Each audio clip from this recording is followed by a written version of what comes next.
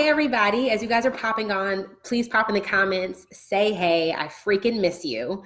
The past 2 weeks I have been unplugged, disconnected, going days without checking my cell phone because your girl needed a break, right? Like 2019 was an amazing year. And I'm just really excited. I had to take some time off. Me and my fiance, we got our house like semi together.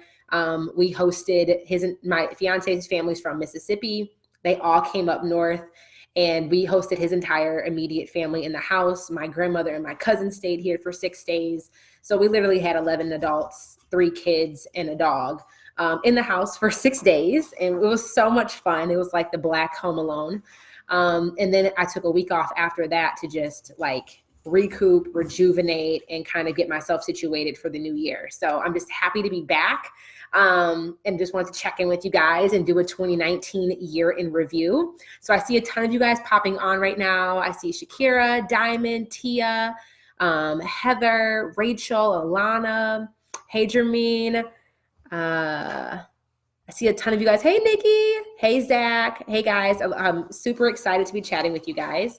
On today's episode, we're going to be talking about, again, 2019 in review, lessons learned, insights that I gained, and really which I'm like, I don't know why I'm like nervous to say this right now, but like the business made $334,349 last year without taking any one-on-one clients. And like, I don't know why that made me nervous saying that out loud. Like, it's just, I'm really, really excited about the business growth that we've been having. And I just wanted to share. I knew it would be insightful for you guys to get some lessons learned, where we made our most revenue, what our profit looked like just more about how the business model evolved to get to a point where, we did over 300K in 1 year. So as we're going through this, throw some hearts on the screen. I'm excited too. I'm like still giddy about it. Like I keep looking at the numbers and recalculating everything from the year because I'm just like, but did we really, did this really happen? And honestly, so yeah, we're going to dive into the specifics and into the details because I don't want to go on any tangents. But as you guys are watching this live, please ask any questions that you have, because at the end of this, I will make sure to take a couple of your questions and we'll do a quick Q&A. So if you have any questions as I'm going through this, don't hesitate. This is not the time to be a little lurker in the background. Like if you have any questions, put them in the comments and I'll be doing a Q&A at the very end. Okay. Sound good? Okay. So first thing, I want to just go over the numbers. Like I'm a really big, and this is something too, that if you have not done this for yourself, over the, looking and reviewing the past year, like re-watch this recording, like re-listen to this, and you need to be figuring out what these metrics are for your own business. One thing that, I'm a really, really big believer on is when you go from being an employee and fully stepping into a CEO and an ownership role, it is your responsibility to maintain a pulse on what's working, what's not working, and tracking your business growth and progression. Okay. So these are some numbers and metrics that I track, I measure, that matter to me and that really resulted in the revenue increase that we experienced in 2019. So for the first thing is like revenue. We made $334,349 in 2019. Still saying that gets me I'm like super cheesy right now. And one thing that the next metric that I think is important is percentage of revenue growth from year over year. So we experienced a 44% revenue increase from 2018 to 2019. And I want to talk about revenue increase for a second here, because I think so often business owners who are, getting to 6 figures or making multi-6 figures, I know for me, my first year in business, I experienced exponential growth, meaning I went from making $6,000 to making $150,000. That was exponential growth if you look at that on a chart. And sometimes we can get into this mindset that every year needs to be exponential. And one thing that I've had to learn and also work through mentally and from an emotional standpoint is that exponential growth year over year is not sustainable and it's not realistic. And quite honestly, if you look at any other business model outside of the online space, it's it honestly can also be a red flag if you're having exponential growth year over year. So instead of focusing on exponential growth, I've been really focused on it. Are we having healthy increase year over year, not just from our revenue, having that as a healthy growth percentage increase, but also our profit. And really the big win, this is something that my fiance had to like, I was freaking out like mid-November, beginning of December, because I'm like, we're not growing, like it wasn't exponential. And I was sharing my numbers with him, and he was like, how much has the business grown, revenue rise from 18 to 19, and how much has your profit increased from 18 to 19? And we had a double increase. We had an increase in revenue percentage-wise and had an increase in profit. And he's like, that's a double increase. And that's really what you need to be looking for and paying attention to a year over year. So I just wanted to share that like insight. That's kind of a lesson learned for me last year, is that, sometimes we get so fixated on wanting to see exponential growth, like hundreds of % increase year over year. But really it's just, are you having a healthy increase that's happening year over year from a revenue and from a profit perspective? And if you can see a revenue in both of those metrics, you're in a really healthy place for your business to be in. So we experienced a 44% increase in revenue growth from 2018 to 2019, which is awesome. And then one thing that I've also been tracking, again, I'm going to be super transparent with you guys, is how much money do you have in the bank after the year is over? And when's the last time you looked at that number? Most of us, you look at that number and the number is probably zero, right? Because a lot of times when you're in business, what you bring in, you end up cashing right back out, and you are back at ground zero. And one thing I'm really proud of is at the end of 2019, we had over $67,000 in the bank, which really sets us up to be in a really healthy position going into 2020, because this allows us to like be able to, one thing as you're growing your business and stepping into multi six figures is you have to be more conscious and aware of cash flow, meaning like how money is moving, when money is coming in, when money is going out. And a lot of the time when you're at a point, when you've crossed the 6-figure mark and you're trying to get to multi 6 figures, so you need available capital to make moves, right? Because sometimes you need to make the investment before the return happens. You need to be nimble enough and have liquidity in your business to be able to make smart strategic investments. And at the end of 2019, I was just super happy that we had, this was not by happenstance. So let me make that very clear. This is not some accident that we had this much money in the bank. My goal was to have $50,000 in cash in the bank by the end of the year, and we surpassed that. So we had over $67,000 in the bank at the end of the year. And that's just, again, a metric for you to start keeping track of if you're not keeping track of it right now. So I was really proud of that. What are some other metrics? I'm looking at my notes right now, guys. Let me know, is this helpful so far? Just even the little bit we've been sharing or I've been sharing. If this has been helpful, throw some hearts up on the screen, because I hope this is valuable for you. Yeah. So those are some key metrics that really, really mattered. Kind of going into the like outside of top of business type of income, but looking at more of the actual business model.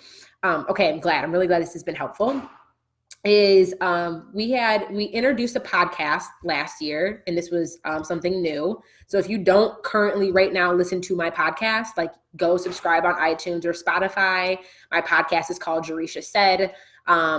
The podcast has been such a valuable content piece that we've added into our business model. We had 57,000 downloads from our podcast last year, which is like so cool.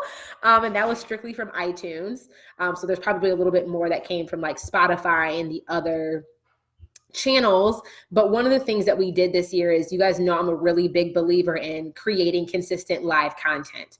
And I need to go back and add up how many live stream videos we did. I know I did more than 80 live stream videos last year, but we repurposed a lot of the content. So all of my live streams, not all of them, but like the best performing live streams get turned into podcast episodes. So half of the podcast episodes that we produce, I'm not creating more than once. I make a live stream, then we strip the audio and turn it into a podcast. So it was a really low cost time and financial investment to be able to repurpose that content, but it produced, that podcast really contributed to our revenue having an increase this year. So we had 57,000 podcast downloads. And one thing I'm really proud of as well is we've had a paid sponsor for the podcast since the beginning. So that paid podcast sponsor brought in about $6,000 in revenue for the past year. And that's nothing really to like gloat about, but the thing that I am really proud about that is if you have a niche audience that you're speaking to on your podcast, and we have a very niche audience that we speak to, and we targeted a company to be a sponsor who cared about niche audiences. They wanted to get their software in front of a niche audience. They were willing to pay us premium dollar for podcast sponsorship, which isn't normal in our industry, right? A lot of people I was asking some of my industry friends, people who have podcasts were like on the top 100 business podcasts on iTunes. I was asking a couple of my friends about like, okay, am I undercharging or am I undercharging for this podcast sponsorship? And they're like, bruh, you should expect about, I think it's like $50 per 10,000 downloads per episode or something along those lines. It was like, maybe like $10 or $20 per 1,000 downloads per episode. And that would mean I would get maybe $50 per episode that's sponsored. We don't have 1,000 downloads per episode. Like we average somewhere between 800 and 1,200 downloads per episode, which isn't a large quantity of downloads, but we get paid anywhere between $200 and $300 per paid sponsored episode. So I just share that to say, and that paid sponsorship basically covers the cost of production, and we make a little bit of profit on after that because cost of production for the podcast is really low. But I share that because I think so often people are so hesitant to go out and make the ask because it's like, oh, I don't have enough followers or we don't have enough downloads or like whatever. And we've had a paid sponsor since the very beginning of my podcast. And you guys know I'm a very big believer in like, I do not build something until I've been paid for it, podcast included. And that's just kind of like, I don't want to say a running joke, but it's kind of like an underlying principle that I kind of operate by. So I'm just, that's something I'm just kind of proud of and want to share that with you guys too. Now, in regards to business model, there are some very strategic things that we did this year that resulted in our revenue being increased. So 80%, all of my income, this like 90, let me actually pull up the exact number. Because it's pretty, I don't want to say alarming, but it's pretty interesting, I think, is that 92% of my revenue came from our core offers.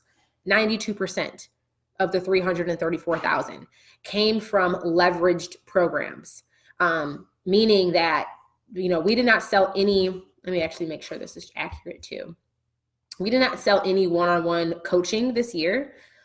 We did offer I think 2 or 3 one-on-one calls for existing clients who were in my program who just wanted additional feedback or support.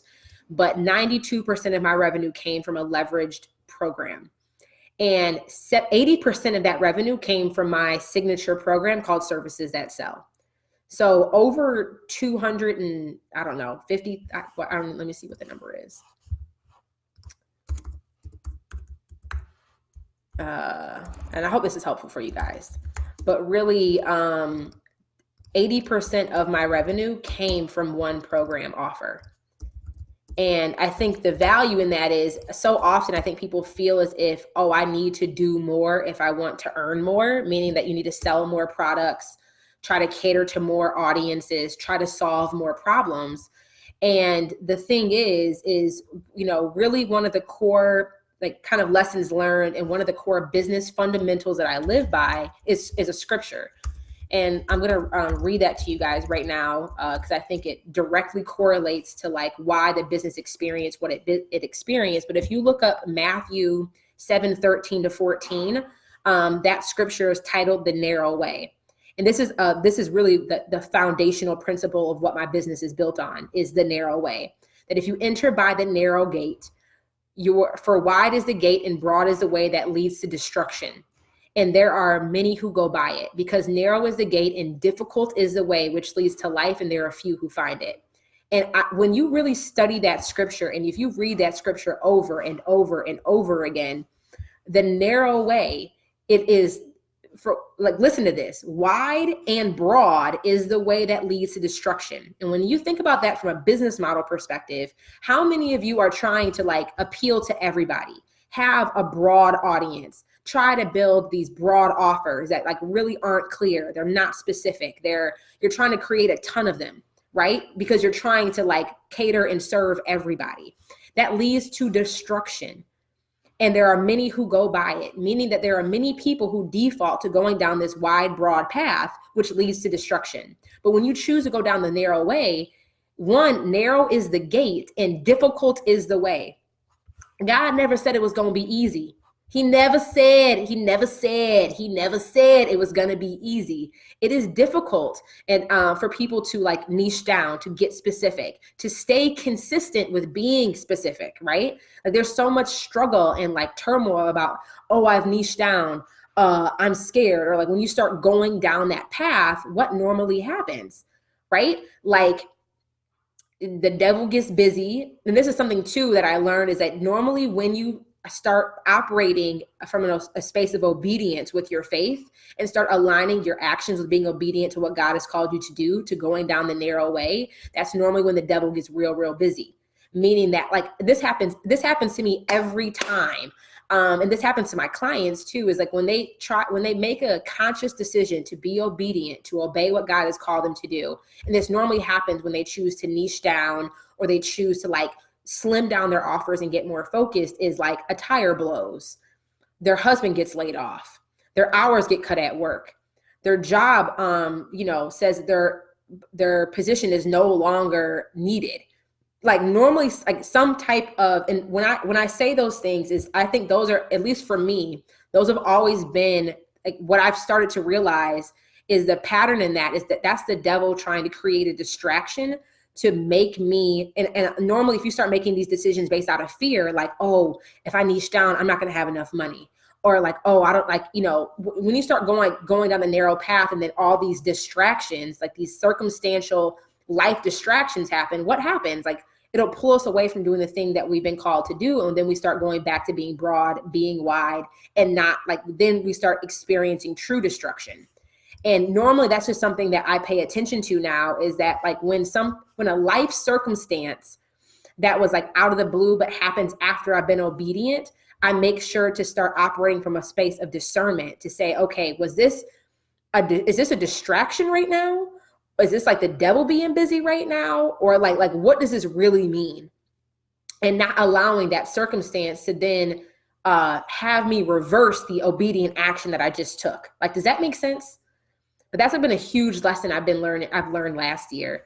And kind of to end the scripture, like in this principle, is like difficult is the way which leads to life, like which leads to fruit being, harvested, which leads to abundance, right? And there are few who find it. And I always say that like the good life or the dream life is not for the lucky individuals in this world, but it's for the few who are willing to actually obey and believe that it's possible for them.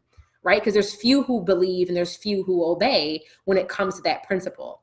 So I say all that to say, because this has been, a foundational script. This is the scripture that my business is built on, the narrow way. Like every principle I teach, every strategy I teach, my entire business model is founded on this scripture and this principle.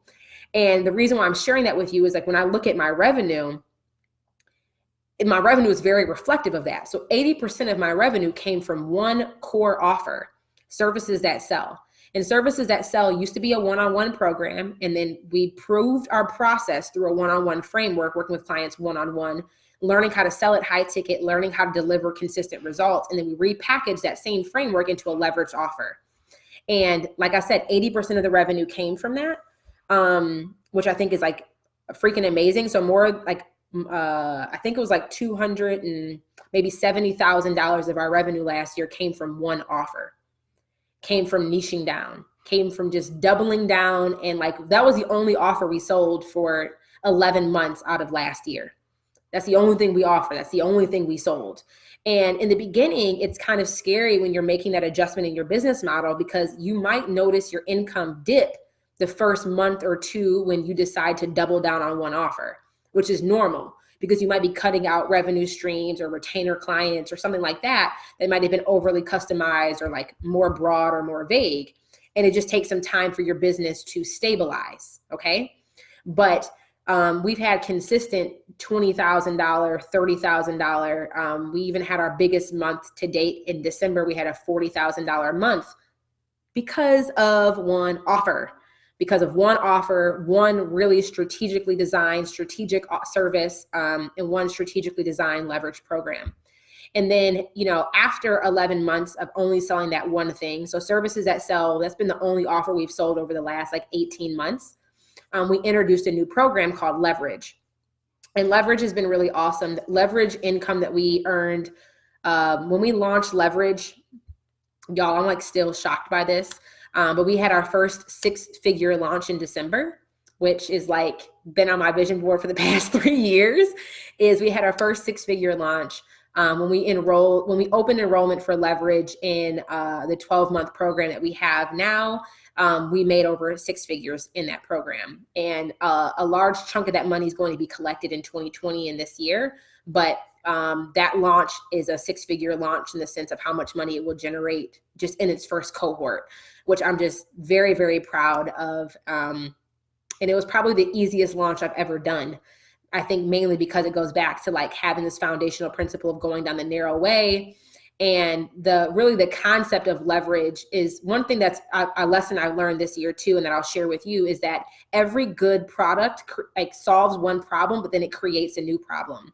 So when you think about your coaching programs or the offers that you work with your clients, something that you'll notice as you're working with clients, and you don't need to know the answer to this before you start selling, but every good program solves one problem and creates another. And one thing that we noticed after working with over 350 clients and services that sell, only selling that program for almost 2 years, is that the best clients inside of services that sell, they got really good at selling high ticket offers, and they got really good at booking one-on-one clients. They were booked enough one-on-one clients where they had reached capacity. And they were okay, how do my business is at a really healthy 5-figure or 6-figure mark now. What do we do to be able to have more capacity in our schedule and increase our business revenue? And it was do what I did. We turned our one-on-one service that worked really well, that we were able to get consistent results. We turned that into a leverage group program. So now Leverage is teaching our one-on clients who sell, one-on-one services and have proven their one-on-one service, teaching them how to repackage their one-on-one framework into a group program, and really helping them be able to surpass that $200,000 mark with this one leveraged offer. So I feel like that was a mouthful, but that's really what we designed to do. And we did not introduce a leverage program until I had removed myself from the delivery of our initial core program. And I think that was another huge lesson learned, is having discipline on doubling down on one thing before introducing a new offer. And I think a lot of times people really struggle with that discipline. And that was something I know I struggled with at the beginning of 2019 of, I cannot introduce a new offer until I have removed myself from the existing offer that is most profitable for us. And until you remove yourself, it does not make sense for you to introduce a new offer, because a lot of the time you don't have capacity to, it's not sustainable, right? I said another big lesson learned from 2019 is stop focusing on chasing what makes money and get really focused on what is most profitable. Everybody talks about, okay, you got to get your revenue up, you got to make money, but what will you be able to make money doing 2 years from now, 3 years from now? And is the offer that you're selling right now just a quick fix to satisfy this immediate craving of putting some money in your pocket? Or is this offer that you're selling something that you'll be able to leverage long term? Will it create sustainable income and revenue for you? Is it consistently profitable for you to be selling this thing?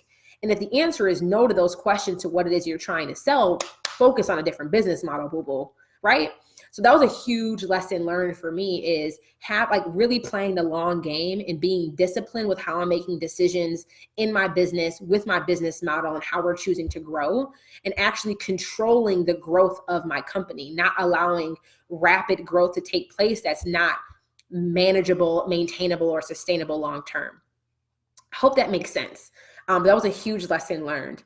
And then another big thing that we introduced this year that we have not done before is sell by chat. So we've been really focused on closing clients via DM. And y'all, listen, 20% of the revenue we made in 2019 was strictly because of sell by chat, closing clients in the DM. And we were able to convert clients anywhere from $2,000 to $6,000 per client via direct message. And what I mean by DM, I mean by like Facebook Messenger, Instagram DM, like like legitimately closing clients, handling the entire sales process in the direct message. And one thing about that is, over about $67,000 of our revenue came from direct message sales. And I'm like, just imagine if we weren't doing that. Like that's a big, like 20% of your revenue coming from not doing sales calls, not having to actually like book somebody on your calendar. That was just huge for us this year. And that just contributed to, I'd say a healthy portion of our overall revenue is sell by chat. So those are some like key like metrics, lessons learned that happened this year. And I'm really like stoked about that. So let me talk about some mistakes and how much some mistakes cost me this year, and really like a lesson learned about how I've shifted my perspective on how I look at mistakes. So like earlier years in my business, if I would have made an investment that didn't pan out the way that I had thought it would, I would have felt like a complete failure. And I don't have the exact number on this, but at least ballpark is like, I know for sure that some of the hires that I made this year, investments that I made this year, cost me around $30,000 to $40,000, and they did not pan out the way that I thought they would. So they were like $30,000 or $40,000 lessons. And the biggest lessons that I made, I don't want to call them mistakes. Again, this is me reframing, because one thing that I think is most vital for you and for myself too, again, this is another lesson learned, is that like, stop trying to avoid failure in business. Stop trying to avoid it. Like, just come to terms and accept the fact that failure is going to happen. And what I mean by failure is just that like things will play out different than how you expect them to.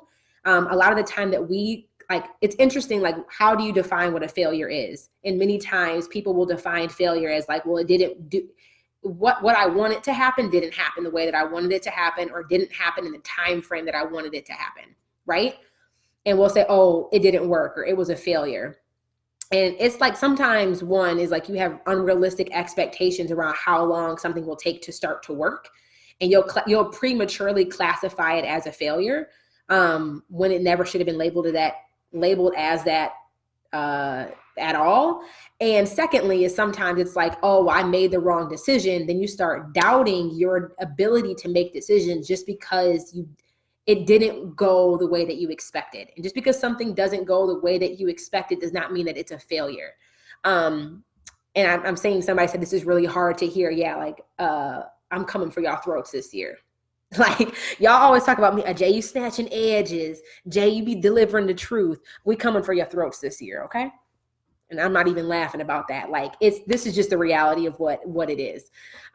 So one thing, and I think that's a good thing that it might be hard to hear, because this might be, I don't know, an opportunity for you to shift your perspective on things. And this was an opportunity for me. Like, everything I'm sharing with you guys is like stuff that I already struggled through, had emotional breakdowns about, and like, we're now on the other side. So these are things I struggle with as well. But the main thing is that like, stop trying to avoid failure in business, because so much of business is like, you can't keep waiting for this epiphany or for this like great idea to come, right? Like, there's no epiphany that happens in business. There's no great ideas. Like, there's just an idea that you have and a solution that you think will help you produce that idea in reality. And then there's just actions that you take. And as you're taking actions, your forward motion will then start to influence how that idea evolves.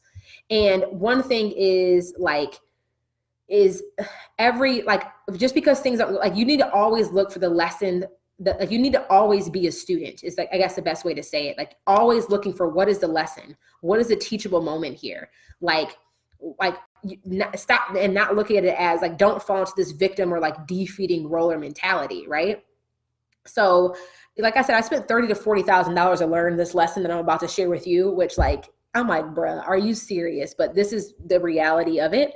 This $30,000 to $40,000 investment happened between two different people that I hired. And when I say hire, these are individuals that were supporting the team and like helping with a very specific business objective. And the biggest thing that happened with both of these hires not working out the way that I thought that they would, or these investments not panning out the way that I thought that they would, is because I hired people who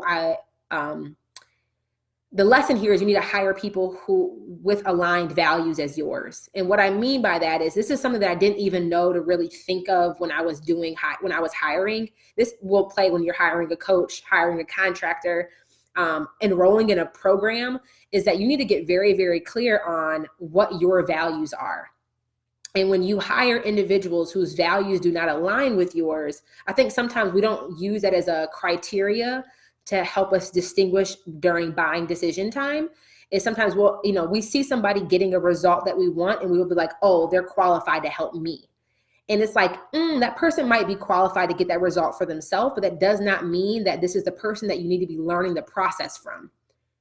I said that kind of fast, but I hope you guys like pick it up what I just put down.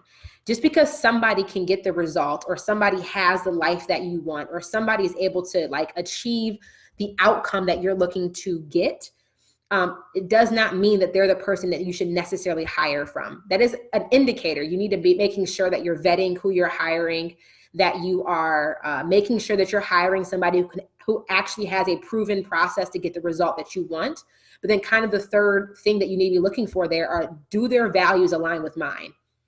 And one of the hires that I made, and this is something I didn't even pay attention to, which is like, I will never make this mistake again, is I hired somebody who was not a believer. And that's never been a criteria that I looked for before in making a hiring decision. But I think that very much played into our relationship having a lot of friction, is because core values, fundamental beliefs on how do I say this? This is something I was, again, having a conversation with my fiance about. And it's like, sometimes, the way that you, like when you're a believer and when you're like, believe that Christ died for your sins and that you try to operate as we've been instructed to from the kingdom here on earth, that looks different than when you're trying to interact with somebody who doesn't have that same value system, right? So if you're working with somebody who doesn't have like a good moral compass, the way that they make decisions is going to be a little bit different than how you would make decisions being a believer, right? Because we have a different compass. There's a different like moral compass that drives how we behave, how we respond, how we interact with people, how we're willing to ask for forgiveness and own up to our missteps. And when you hire somebody who does not have the same moral compass as you, and then when troubling times present themselves, the way that they will respond and react is way off than how you would expect. And that's like a huge lesson learned for me, is like that's one way when I mean values, is hiring people whose like moral compass is aligned with yours. And also too, when I say hiring based off of values, is when you're trying to hire somebody to help you grow your business or increase your revenue or to evolve your business model. Don't just only like if let's say you're hiring somebody to help you make your first 6 figures or to help you make your first 300K or whatever. And you have to look at what did their lifestyle look like while they were building this business? Or what did their lifestyle look like while they were implementing this strategy? And sometimes you can hire somebody that like, I'll show you how to make $1 million. Okay, I've seen them make $1 million. I've seen them teach other people how to make $1 million. I want to make $1 million. They can get me to the result. But then you don't pay attention to what did the process look like, right? What did they have to sacrifice to get to where they got? What did they have to compromise to get to where they got? What was really like fully required for them to get to where they got? And if that does not align with what you're willing to sacrifice, with what you're willing to compromise, with how you're willing to move, don't hire that person. Don't do it, because their process, their proven process to help you get that result, their process might work. But if that process does not align with your values or what you're willing to sacrifice, compromise, or whatever on, you will have a very difficult time executing on what they're telling you to do. You will have a lot of friction with actually being able to listen to them and receive them and be coached by them. Because fundamentally at a subconscious level, if those things do not align, how are you going to do what they're telling you to do? Or even as you start doing what they tell you to do, if it does not align with your values, then you start creating a business that like creates a lifestyle that you hate, right? So like, that's what I mean when I say hiring values. Like hiring, that was like a $30,000 to $40,000 lesson, and I learned it twice. Because first time I learned the lesson, it was like, okay, I have to make sure that some of these lessons didn't present themselves until 8 or 9 months after I made the investment. And what I mean by that is like sometimes you don't learn the lesson right away because the problem doesn't even fully present itself. So with one of these individuals, the problem did not present itself until November. No, not November, until like maybe October. And I had made the investment in January. So like things were kind of like really cute and dandy up until October. And then October hit and it was like, oh, this is who I'm really dealing with. And that was somebody who I hired whose moral compass did not align with mine. And then the other investment I made, I found out pretty fast, like 6 months, 60 days in, but I didn't know how to articulate it. And it took me a couple months of just processing and like reevaluating and analyzing, okay, why did this not work out? And, why did I keep classifying this as a failure before I was able to really understand it was because like core values did not align. And there's no way I would have been able to get the result from this person because those core values were like butted heads. So that was a huge, some very huge revelations for me this past year. And kind of now, these are now criteria that I look for when making an investment, especially like high ticket investments, $5,000, $10,000, $30,000 investments. Like these are things that now go into my buying criteria. Is like, is this person a believer? Does this person have like a good moral compass? And I'm not saying that I'm looking for somebody who's perfect. I'm saying that I'm looking for somebody who's willing to own up when they make mistakes, and how do they handle those mistakes when they do happen, because nobody's perfect. And in business, like dumb stuff happens.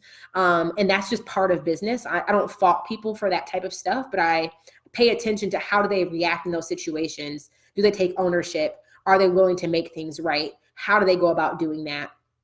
And again, like a values-based thing is the process that they're teaching. Does this align with the lifestyle that I want to have? And what did they sacrifice? What do they compromise on? And are those things I'm willing to sacrifice and compromise on to get the result in the way that they're teaching me how to get the result? So that was a big thing there. And I'd say the other thing that somebody asked, how do you know before hiring? This is not something, I do not use this criteria if the investment is like a couple $100 or even like a couple $1,000. I really think about these, I think about them, but they don't overly influence the decision. Like these are things I definitely consider, and again, higher ticket offers. And one of the ways I do that is like most people who are selling a $10,000 or $30,000 or like $6,000 program, they normally create content. They share their beliefs, they share their thoughts. So I'm a big believer in, I listen to their podcast episodes. I listen to their live stream videos over like a good period of time, maybe a month, maybe 3 months. I do my diligence, like listen to what they're saying, and then you can kind of look at like just following these individuals on Instagram or Facebook. People share their life. And it's like, you look at what do they choose to share and what are those real moments that happen. I always look for individuals who are willing to be transparent about their journey. Like transparency is one of my core values. And if somebody else is not willing to be transparent about the process that they, like really what was required for them to get the results that they want, that might, I won't say it's a red flag, but it's like, okay, maybe I need to do some more digging. Or during that sales conversation, these are questions you can just blatantly ask. Like what's required for me? If they do not make it clear during the sales process what is required for you to get the results, ask, okay, like I know this is the result that you're saying, but what are the qualifiers? Like what are the things that need to be true for me today for me to be set up to be successful, to be able to implement this? Who is this program not designed for? right? Like, who are you these are questions as a buyer you should be asking, or honestly, as a business owner, like, these are questions I make sure to answer before somebody even ever has the opportunity to ask me the question, right? So these are things that you can legit just ask. And a lot of this stuff that you can just kind of see through the content people post through their live streams, their podcasts, their news feed, whatever. I'd say the other big thing that I invested in this year that was a game changer for me is I invested in being in rooms that made me uncomfortable. And these were like multi-5-figure investments. So one thing about me is, this is something I know and I don't hesitate on today. These are things that I very much hesitated on a year and a half ago, is I made investments that made me very uncomfortable. Because when you get to a certain point in business, a lot of us here, you included, you're probably smart enough to figure out a lot of things, right, on your own. And sometimes if you keep noticing that when you make investments in programs that maybe are $50, that are financially comfortable for you, and you notice that you don't show up and you don't do the work in those programs, it's time for you to make bigger investments. Because if you keep making investments in programs, coaching, consulting, or what have you, where the investment is financially comfortable for you, it's less likely for you to show up and do the work and actually be a true student. At least I know that's something for me. Like, if I invest in something today that's $200, I'm probably not going. I might send a team member to go. I might use that as training for a team member, but it has to be like damn good for me to want to come to something that I paid $200 for. Versus if I spend $20,000 on something, that makes me a little bit more like, that was a lot of money. Like, and that investment it makes me a little bit more financially uncomfortable. I show up to every coaching call. I am responding to every post in the Facebook group. I am asking questions. I will be the star student sitting front row taking notes. I got individual notebooks for the program, because like, now you're more fully invested, and you have to pay attention to what that means for you. Because I know now if I'm looking to get a specific result, part of how I make the investment is doing things that like literally force me into a stage of discomfort. Because I know when I'm in a stage of discomfort, I've now put myself in a position where I can't risk losing. Like, I can't risk not making this work, right? So if I put myself in a position where I can't risk, like, it not working out is not an option. Like, when I put myself in those positions, I end up getting really, really amazing results, because I show up way differently than I would for something that didn't or doesn't really cause a financial discomfort for me.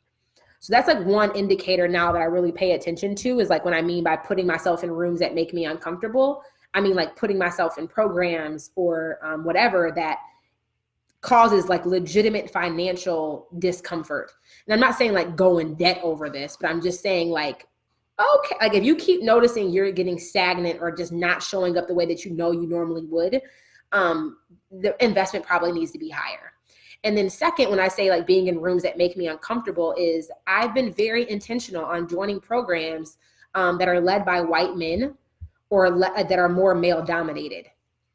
And the reason why I say that is because this is just fact, guys. Being a Black female, being a double, I don't want to call us a minority, but just having a double level of underrepresentation, there are just certain privileges that my brain does not know how to default to.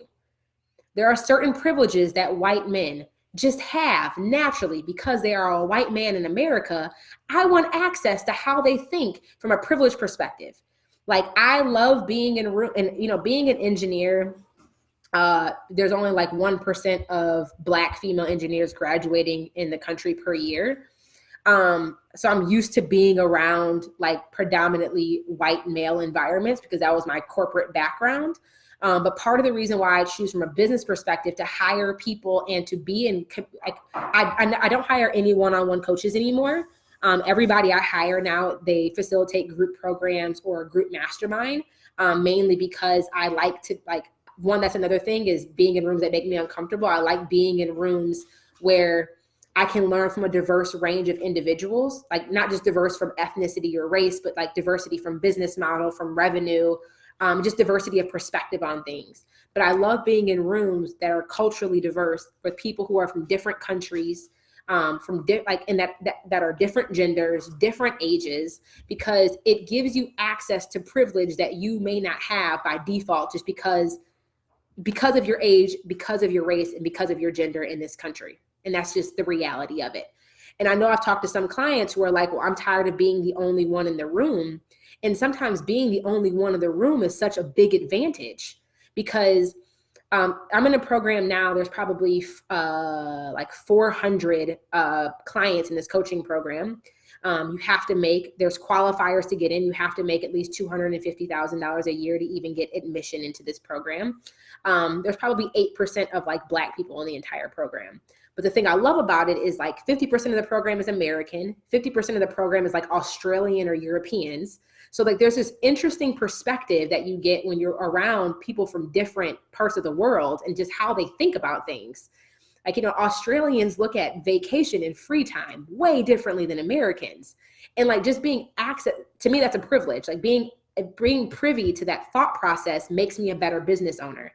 You know, having access to being around more men, quite honestly, like I don't want to call it an arrogance, but there is just a pace at which white men move through the world that is just like, as women and as women of color, like I just think we second guess or doubt or like question or like, well, I have to be overly qualified before I ever ask for that. And they're like asking for things when they're nowhere even near qualified type of thing. And it's just like, there's nothing right or wrong about it. It just is the way that it is. But I invest in programs intentionally with people who do not look like me, you know, just to make sure that I'm not limiting myself to only think the way that people who look like me think. Does that make sense? And this is why, like, I'm so adamant on doing my best to create, you know, again, this is why I love group programs. This is why I facilitate group programs. This is why I invest in group programs. Like, I don't like working with coaches one-on-one. The only people I plan to work on one-on-one with in 2020 is a therapist. And that's about it. Like, that's the only person I plan to work with one-on-one this year is a therapist. Outside of that, like, I want to be in group programs because there's just, when you're growing at this rate and you want to get to a different level, that variety and perspective is invaluable. And when I look at people who are in like my leverage program now, it's like we have men, we have white women, we have people from Mexico and France, and we have people who are all over the country. And like that value in cultural diversity, again, from an age, a race, nationality, it's invaluable. So that's something I look for when I'm enrolling in programs now. And like, I legit ask when I'm enrolling in a program, like, what is your demographic makeup? If it's not diverse, I'm not enrolling. What is your age? Like, I don't really care about age as much, but I'm just like, what is your demographic makeup? What is the ethnic ratio, and what is the gender ratio in your program? And that is legitimate, something that I ask during a sales conversation with these on these sales calls. And if they can't answer the question, one, that goes against one of my core values of like inclusivity, if you're not even paying attention to those metrics, will the values align with how you're going to teach me? And two, will this environment be an environment where I can thrive? Right? So those are just things that I look for, that communities that I try to cultivate. And again, just whatever, you know, for you, that might not be the thing that makes you uncomfortable. But just my thing is like, how can you put yourself in rooms and in environments that do force you into discomfort? And another thing is like, I like being in rooms where I'm a small fish, meaning like one of the programs that I'm in right now, even though I'm very proud of the revenue that we made, $334,000 in the year. I was sitting at a table with somebody and they made that like in the last month. And it's just like, okay. And for a minute, you might feel like shame or like, bruh, all the work that I did in a year, you just made that same amount of money in 4 weeks. But when you really focus on like looking at that as like, this is what's available. And like, when you start getting around people who $334,000 is chump change to them, it starts to force you to think differently about what's possible. It forces you to believe bigger. It forces you to like, just expand your realm of reality. So I love being in rooms that make me uncomfortable, like uncomfortable on those 3 different levels. And I think that's really like main reflections from the past year, from metrics, lessons learned. Somebody said I barely make 2K per month. Like, but my thing is that person who's making 334K a month, they started where you are. Like they started at, like all of us start at zero. Start with 0 clients, start with 0 email subscribers, start with 0 live streams published. Everybody starts at 0. And I think that's the thing to me that's most inspiring is because like Elena, I see you in the comments saying, I barely make 2K per month.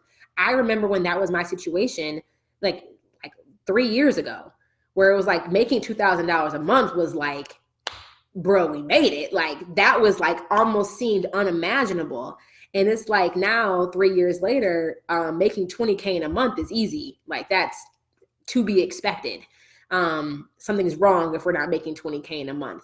And, I imagine this individual, he's been in business, I think for like 12 years, 15 years. So like, again, look at the process. Don't overly compare your ground zero or your step 1 to somebody else's step 15. To him, it's probably making $200,000 in a month is like to be expected. But my thing is all of us have those stages of belief and all of us, like that's available to all of us too, if we continue to like follow the narrow path, if we continue to like be obedient, if we continue to invest based off of values. And if we could just continue to stay in business, like most people don't stay in business 15 years, they quit after 15 months. And like a lot, again, then they'll classify it as a failure. And like, it never should have been a failure. You just quit prematurely. So, those are biggest reflections. And let me do some Q&A. So I know this was good. I hope this was good for you guys. It was really good to like talk it out and talk it back to you. So yeah, let me see what questions you guys had asked that I have not already answered. Let me pull this up here on Instagram. Somebody said, what's the scripture again? It was Matthew 13 and 14. And the scripture is titled The Narrow Way. Matthew 13. Am I saying this right? No, it's Matthew 7, 13, 14. Matthew 7, 13, 14 is the scripture.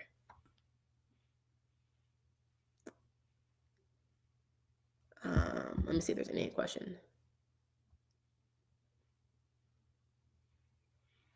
I can't see this question. So if you're still on the live stream, can you please actually type out the rest of your question? I think they said I'm a graphic designer. In my first year, revenue reached 40K, but I ran myself into a crazy place. I don't know what the rest of the question was, but if you're still here, please answer that question. Kind of on that same vantage point. If you have any questions, guys, like please post them now so we can do a quick Q&A. But one of the questions that one of my new leverage clients asked me today, she got to her point, she crossed over the 6-figure mark last year, but she was completely burnt out by the end of the year. And she was like, one of her goals is like to stop working 60-hour weeks so consistently. And she's like, do you work 60-hour weeks? And I like kind of laughed because I'm like, I cannot remember the last time I worked a 60-hour week in my business. And, at most, I will work 40 hours a week. And like the most demanding season of last year was when we were opening enrollment for leverage, because I was the one doing all the sales calls. And I had like 6 to 8 sales calls a week. So like pretty much my 9 to 5 was like back-to-back filled with sales calls. And then I had to work in the evening because I had just onboarded a new employee. That was like the first time all year I had worked 40 hours in a week.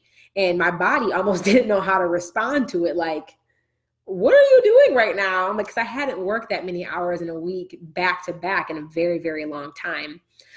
So if you notice that there is a lot of constraint that's happening from a capacity standpoint, like if you're running yourself crazy to be able to make your revenue goals, like there's probably an opportunity for you to either shift your business model or shift how you're doing things in your business.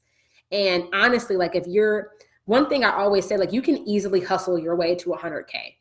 You can probably even hustle your way to like 150, 200, but like my thing is the way that you've been building your business, can you repeat it? Is it sustainable? Can you maintain the pace at which you've been moving? And if the answer is no, you really need to evaluate your business and like start looking at things differently, like looking at either the business model needs to change, how you serve and deliver your clients needs to change, how you operate with it. Something has to shift. And if it doesn't, like, again, this is what I mean by like, stop focusing so much on what are the things that you can create or produce that make you money, and start focusing more long-term strategically. What is the most profitable for me? Profitable from a revenue standpoint, profitable from a time availability standpoint, profitable from like a flexibility standpoint. And those answers are normally very, very different. Sharona, I think is your name. She said, how do you establish your metrics goals when you first get started? If you're first getting started, the only metric you need to be worrying about is revenue. I do not worry about the number of followers you have. Do not worry about the number of email subscribers you have. Do not worry about anything else. The only thing, if you're just getting started, the only number that you need to pay attention to is probably two numbers. How much contact are you making with prospective clients? So like, sales is a contact sport. The more contact you make, the more sales you will generate. And how much revenue are you making? Because if you keep like that's it. That is the only metrics you should care about. And what I say that is like, pick one, using the POP method, pick one medium that you're going to use to communicate with your audience consistently, whether that's doing live stream video on Facebook, doing Instagram stories daily. Like pick one platform that you're going to focus on showing up on a daily basis to make contact with prospective clients and to make contact to start those sales conversations, and focus on what is the one thing that I'm going to do to make me money. Because in the beginning, that's all that matters. Revenue. That is the only thing that matters.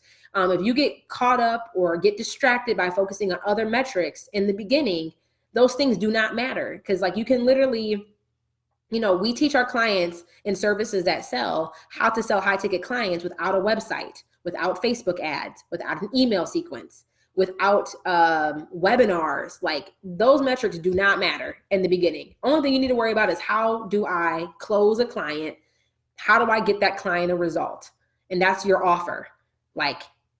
And that's it. Like if that's all you need to focus on in the beginning, only thing you need to focus on is sales. Get you to a point where you've done maybe $15,000 in revenue. And then there's other metrics you can start caring about. But in the beginning, that's it.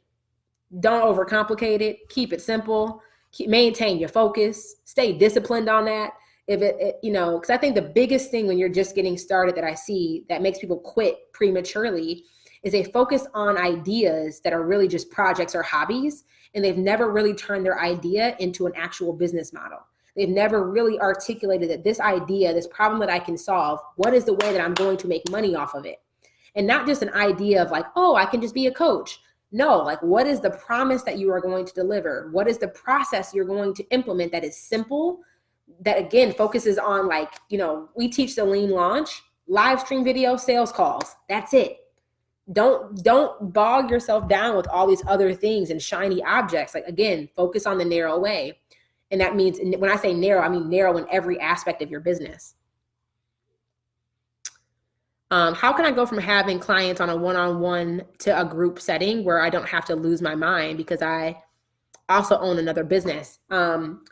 So with that question, my thing is like, I always say I think it's the best to go group after you've proven that you can get a consistent result with clients one-on-one, and you've also learned how to sell that offer one-on-one. And I'm a really big believer in selling like leveraged high ticket programs.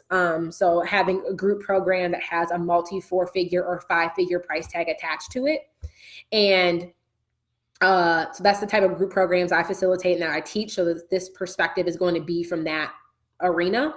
But the main thing is like, once you can work with, 3 to 5 clients one-on-one, sell that at a high ticket price point, learn how to sell that at a high ticket price point, and you can consistently produce the same result for client after client after client. That's a really good time for you to then start thinking about transitioning the delivery of that same curriculum, but in a group format. So those are some things to think about before going to group. I think sometimes people go to group prematurely, and that type of thing, mainly because like it sounds sexy, but it's like, and those are two fundamental things is, do you know how to sell it at a high ticket price point? Like, can you sell it consistently, or do you have a good grasp on how to sell it? And then secondly is, does the process that you take a client through produce consistent results? Because that's all a group program is at the end of the day.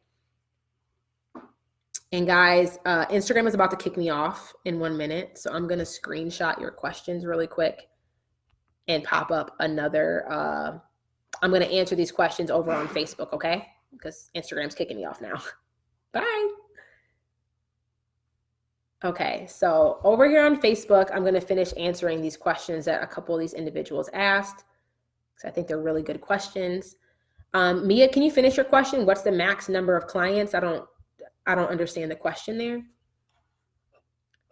And then let me pull up these questions really quick that other people had asked. Somebody asked, how much did you invest in Facebook ads on your first launch? I did not spend any money on Facebook ads during my first launch. I did not spend money on Facebook ads until my business was already we really didn't spend money on Facebook ads until we were about 6 figures in business. Again, I'm a really big believer that Facebook ads amplifies what currently exists. And if you do not have a really solid process around how to communicate with your clients, how to communicate the value of what you deliver, and if you do not know how to consistently close clients organically or naturally, you throwing money on Facebook ads is almost a waste of money, in my opinion, for either lead attraction or for setting Facebook ads up from a conversion standpoint. So I didn't spend any money on Facebook ads during my first launch. And even the 6-figure launch that we just had, no Facebook ads were spent at all. This launch was a 6-figure organic launch using the lean launch method, legit doing live stream video and doing sales calls. That was it. Somebody said tips on coming up with a business name. So one thing about a business name, I think a lot of the time, when you're coming up with a business name, if you are the face of your business, this is just my opinion, I think your business name should be your name. Mainly because a lot of the time when you're creating a business as a coach, a consultant, a freelancer, somebody in the online space where people are buying you at the end of the day. Especially these first few years in business, and as you're establishing your reputation and building out your results, people are not buying services that sell. The reason why services that sell is where it is because people were buying Jerisha Hawk. And I had to train them to start to buy my process and focus on the process that I'm delivering and not just buying me. But at the end of the day, people aren't searching for leverage or searching for services that sell as much as they're searching for Jerisha Hawk. So when it comes to a business name, that's just my, it's way easier for me to keep my business name as Jerisha Hawk. And then my program, now your program has a name. I have a program services that sell. We have a program leverage. And those are programs or offers within my business, but my business name and kind of what I want to be known for, what I want to, what people naturally associate with me is me. And I think if you're the face of your company, and honestly, if you, this is anybody, I think a lot of times people say, well, I want to build a business where I'm not the face of it. If you're a coach, consultant, freelancer, get over that. Because at the end of the day, people are going to be buying you until you get to a point where you've built an agency, or until you get to a point where you've documented your IP to now where your business model turns into an asset. But until that happens, which is going to be a good amount of time, get over it. Own the fact, if you're building a business online, you being visible is a non-negotiable, period. If you are building a business online, and I'm not talking about e-commerce, I'm talking about as a coach, consultant, a service provider, you being visible is a non-negotiable. Non-negotiable. This is not something a non-negotiable. So if you keep trying to hide being visible when you're trying to build a business that's really based, people are making buying decisions really because of who you are, and you're never actually giving them the opportunity to learn who you are shooting yourself in the foot. And that's just people might say, well, I don't have a personality for that, or whatever. And this is kind of where I go back to biblically based principles. God did not call you, or God did not ask you what your personality was. If he instructed you to build this business and to be of service to the kingdom using your gifts in this way, your personality don't matter. And that's a beautiful thing. Again, when you build a business based on from a biblical standpoint, you don't have to be the one responsible to figure it out. He's the one that figures it out. All you have to do is just obey. And when you can get to a point or get to a season where you can just focus on being obedient, just be obedient. You don't have to be the most extroverted person. You don't have to be the prettiest person. You don't have to be the most comfortable on camera. Like, you don't have to be perfect on the podcast. Like, God didn't ask you for that. All he asked you to do was just be obedient. But if you're building an online business, you being visible is a non-negotiable. So that's just what I'm going to say to that. So somebody said, what's the max number of clients you have in a group to service them and yourself the best? I don't think there's like, I don't like that. Like, that question is, I think it's the wrong question to ask, Mia. Like, what's the question behind the question? Because when people say, like, what's the max number of clients? Like, I've been in group programs where there's 5 people. I've been in group programs where there's 400. It's really about I think the number of clients that you should enroll in a group program at a time is really based on what can you serve and what can you deliver the promise consistently to that number of people, right? I think a lot of times people are like, well, I want 20 people in my group program, but like, you don't have any proven process documented. You cannot actually deliver that service to that many people at this season in your business. So I think the number of people that you maybe enroll should also be very much dependent on like you asking the question and being self-aware enough to know like how much of my process is documented, how much of my process is not customized. You know, if you have an overly customized group program, like stop. There needs to be like, stop looking at your group program as like customized coaching, but look at your group program as a proven framework to get to a specific end result. And the more that you can have that documented and streamlined, the more people you can run through it. I like to look at a group program like an assembly line. Like, that's how I know that we've achieved success. Like, when you look at the industrial or technology industry, when making a car, if you start at the beginning of the assembly line, if you can anticipate. And this is how I look at group programs and what we teach our clients in Leverage to do is how do they create a group program that is like a machine where you put a client in and they get out, the output is the result that you promised. And that happens after time and time again. And it's optimized to do that. That's when you know you can start enrolling more and more clients in, because the machine, the actual asset, your proven process is documented, is vetted out, is clear, it's consistent, it produces consistent results. So I think the number of clients that you enroll in a group program needs to be very much dictated by how well oiled your machine is, meaning how well oiled is the proven process you take clients through to get results. And yeah, that's like kind of the best way that I can answer that question. But guys, I just want to say thank you for tuning in. This was a long episode, but I think there was a lot of valuable information shared. And if you are somebody that either wants to raise their rates this year, that wants to sell high ticket services this year, or is interested in like creating a high ticket group program this year, I invite you to join me inside of my Facebook group. This is completely free. You can visit jerishahawk.com/join. This group is specifically for service providers who want to sell high ticket, whether that's one-on-one or in a group. So come join us over there. And it would mean the world to me if if this was valuable for you, share this episode, tag a friend on it. And more than anything else, like, I'd love to hear what your insights are and to hear what was valuable or insightful for you. So please tag me on Instagram. You can screenshot this. Yes. Okay. And let me know what was most valuable or most insightful for you from today's episode. So I will talk to you guys soon. Happy New Year. Welcome into 2020. I cannot wait to share with you guys more about how we're planning to move forward in 2020 to even allow this year to be, again, increased growth year over year as we continue to go. So thanks for tuning in. I truly appreciate it. Thank you for sharing, and I'll talk to y'all soon. Bye, y'all.